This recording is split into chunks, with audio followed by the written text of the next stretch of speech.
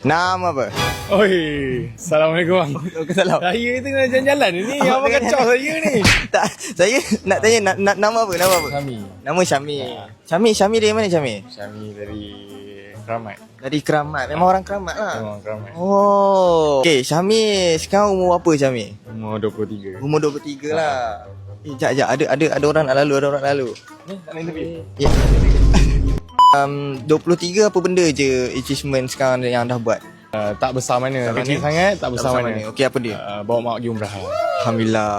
Nampak kan? Kejar dunia, tak kejar dunia sangat. Tak. Ini semua dunia ni. Okay, nak tanya satu soalan. Okey, soalan paling famous. Pernah bercinta tak?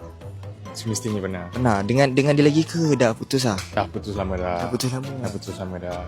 Macam mana boleh putus lama tu? Apa macam mana perjalanan cerita dia tu? Last bercinta umur form 4. Form 4. So dah susah nak buka hati untuk orang dah. Sekarang ni tak ada yang baru lah.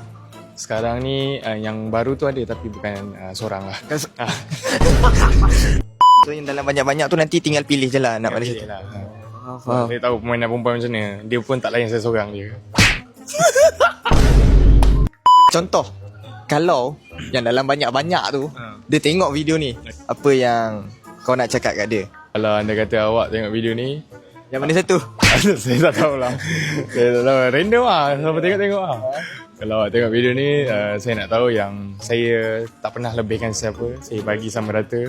Saya sayang sama rata. InsyaAllah awak adalah pilihan saya. Tak, awak pilihan saya mana satu? Asal lah kita kena berkata. Tak boleh. Lelaki atau perempuan lagi bahaya? Lelaki.